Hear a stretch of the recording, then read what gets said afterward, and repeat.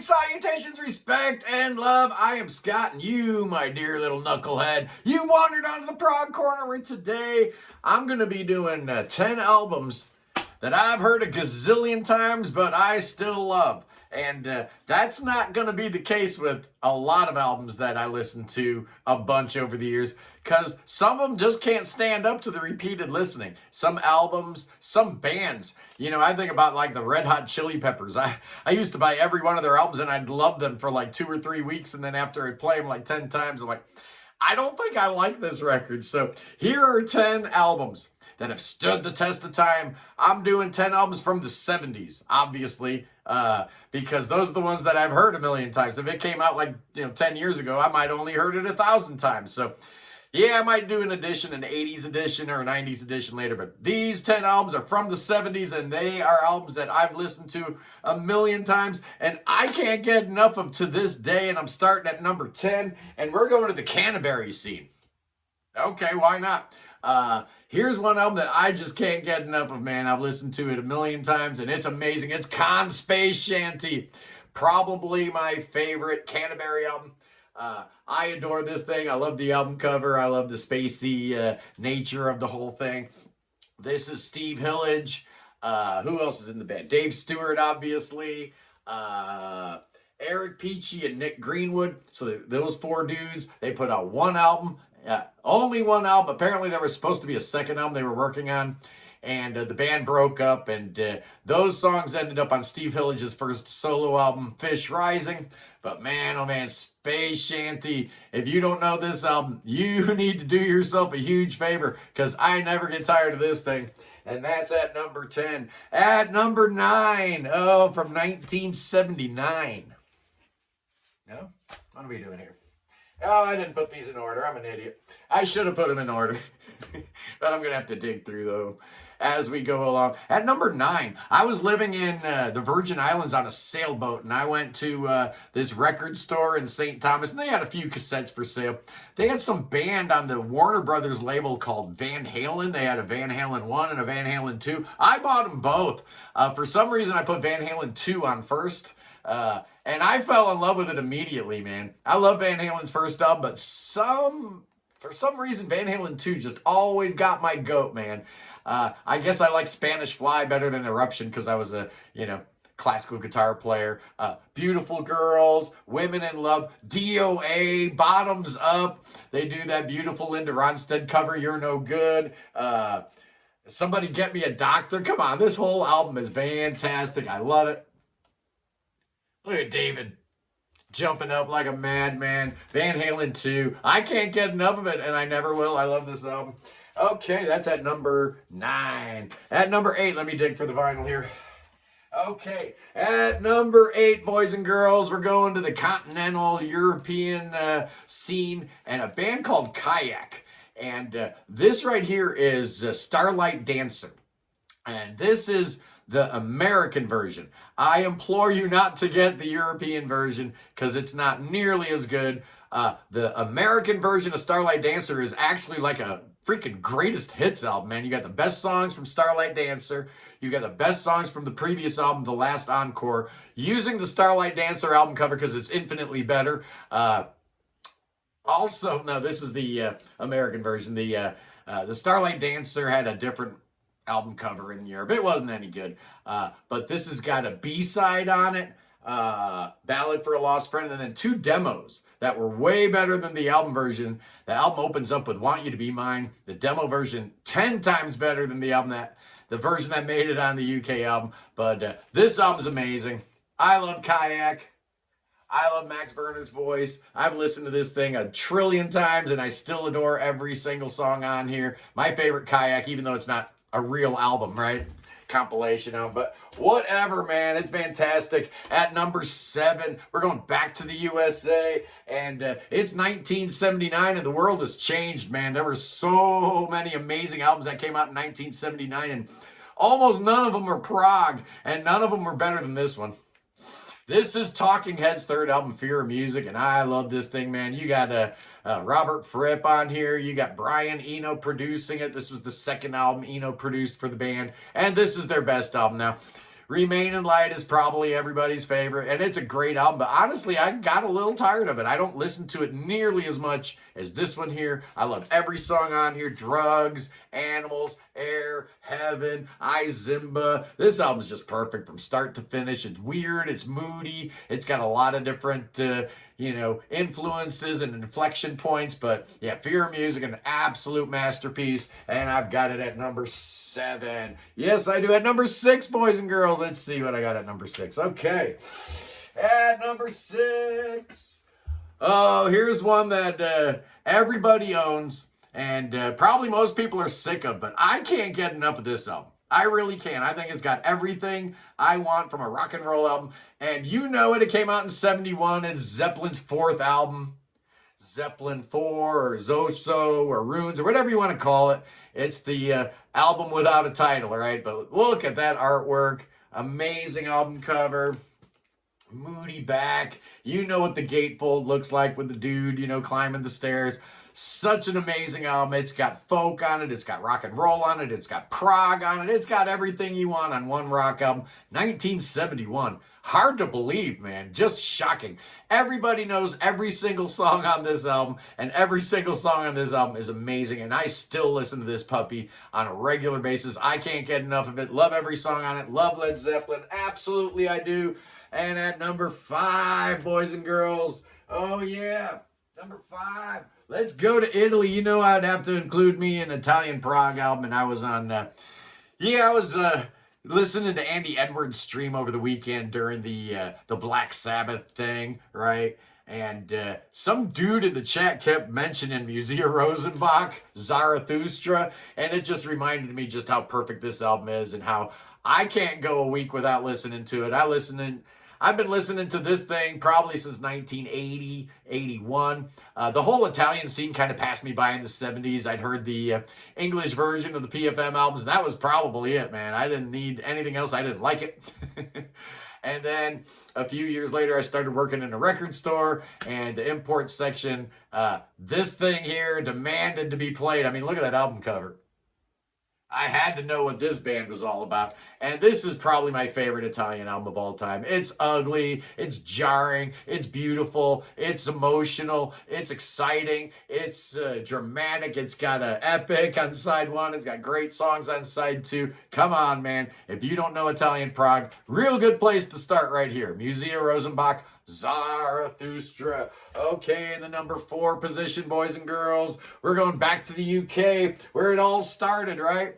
And a band that I've always loved, but there's one album by them that I just can never, ever, ever get sick of. No matter how hard I try, I will never get sick of Uriah Heep's Demons and Wizards, man. This was the album that they kind of figured it all out.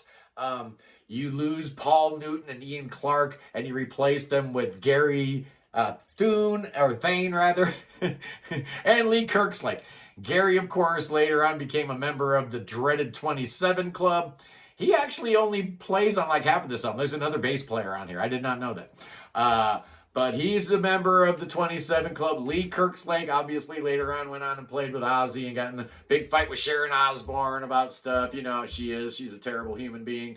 But this album right here, you got Mick Box, you got Ken Hensley, you've got David Byron, and the aforementioned Gary Thane and Lee Kirkslake. And it's perfect, man. This album here, and of course its successor, The Magician's Birthday, which also came out in 1972 and also has the Roger Dean cover. Those are my 2 favorite. But this one here, man, it demands repeated listening. It gets better and better over the years. I love Demons and Wizards. I've heard it a gazillion times, and I'm still not tired of it. You see how that works? That's what we're doing here today, boys and girls.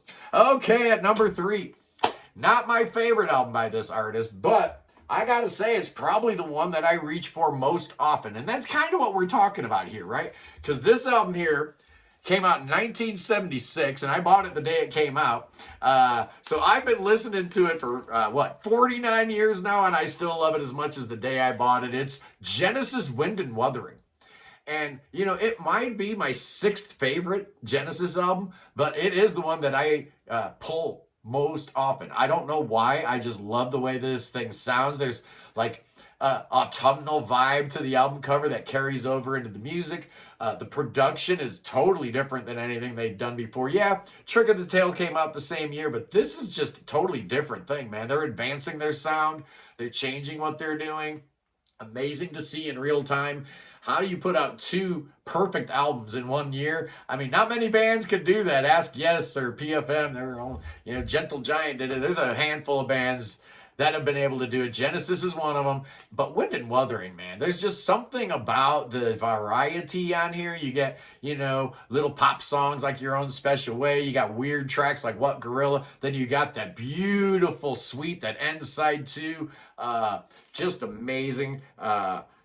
Unquiet Slumbers for the Sleepers in that Quiet Earth leading up to Afterglow. It's perfect. I love it. I listen to it nonstop. I can't find a flaw on this thing. Is it my favorite Genesis album? No, it is not. But it is, like I said, the one I reach for over and over and over. So it's got a hold of my soul, man. I don't know how it did that, but it absolutely did. And there's a couple more records we're going to talk about here.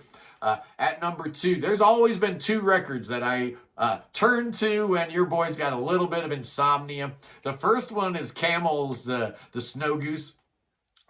That one always works wonders, but there's one that does even better. And it's one of my favorite albums of all time, probably in my top 10. Unlike a lot of these albums, which are just albums that I've enjoyed, this one here is one of my all-time favorites.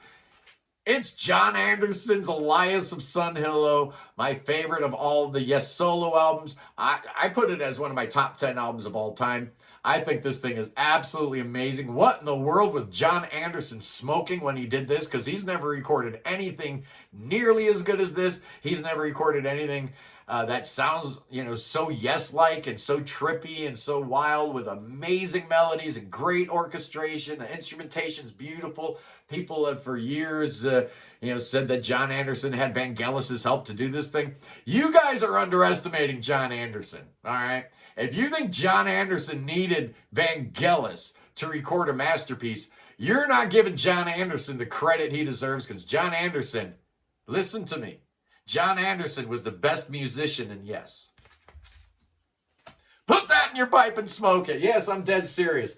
John Anderson was the best musician in Yes. Yeah, you didn't have the flying fingers of Rick Wakeman or the crazy eclecticism of Steve Howe. He wasn't, the incredible genre-defining bass sound of Chris Squire. But John Anderson, man, it's all between the ears, right? It's all between the ears. Best musician Yes ever had. And at the number 1 position, oh yeah, if you know this channel, you know what number 1's going to be. There's been one album that for some reason I just can't put down. Yeah, the album came out 51 years ago now, and I've had it for 51 years, or 50. I think I got it in 75.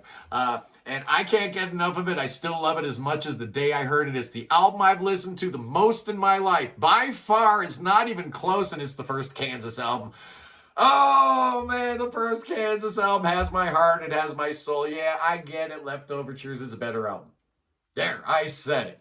But this one will always be my favorite, man. There's just something about the magic that these 6 guys figured out in the studio, kind of on the fly, right? Because their stories are like Dave Hope and Rich Williams were in the studio listening to the playback of the debut album. They're like, who's that guy singing? When did we get the greatest singer in the history of mankind in the band? They had no idea how good Steve Walsh was, because you know how it is when you're singing, especially like back in the 70s if you're in a rock band, right? The only thing that gets mic'd, only thing through the PA is the vocals and is going through these crappy speakers. You never hear the singer, right? And if you do, it's all distorted and terrible. So they were like, we had no idea. We knew he was a good singer, but we had no idea he was that good. And yeah, this album's got everything I love about Kansas. It's got the, Americana stuff where the fiddle's going wild, and you've got the classic prog stuff, and you got everything in between. This is a band figuring it out in real time and coming up with an absolute stone cold masterpiece. Oh yeah, I love this band. I love this album. And those are the 10 albums that I've heard a gazillion times, but still, your boy can't get enough of, man. Hey, if you like my content, consider hitting that like button to this video. If you really like it, go ahead and subscribe to the channel, my friend. It doesn't cost you not one thing. It's absolutely free. You can afford that. I know you can. And if you love what I'm doing, which honestly, I don't know why you wouldn't, right? I mean, I really don't. If you do, consider becoming a member of the Prog Corner for as little as $1.99 a month. Oh, man. You know you got 8 quarters somewhere squirreled away in that center console of your car. Give it to me. Become a member. Support Prog Rock. Support the Prog Corner. Anyway, boys and girls, tomorrow I'll probably do something similar to this. I'm thinking about doing... What was, I can't even remember what I was thinking of. Maybe I should shut up. I'll probably get it wrong. Anyway, boys and girls, I'll see you tomorrow. I love you. Peace in the Middle East. Free Tibet, free the Ukraine, free your mind, free beer, free Willie, free everything, free everybody. And God save that king. Save King Chucky. Oh, Chucky needs your saving. Yes, he does. That boy's got the cancer, so bring him to Ohio. Oh, yeah. Ohio's going to be the center of the universe. Mark my words. Oh, yes, indeed. We'll bring King Chucky to Ohio. Oh, yeah. We'll do thoughts and prayers. We'll do spells and incantations. I'll make him listen to some prog rock music. Oh, yes, I will. That king will feel a whole lot better. But you know what's going to make him feel even better than that?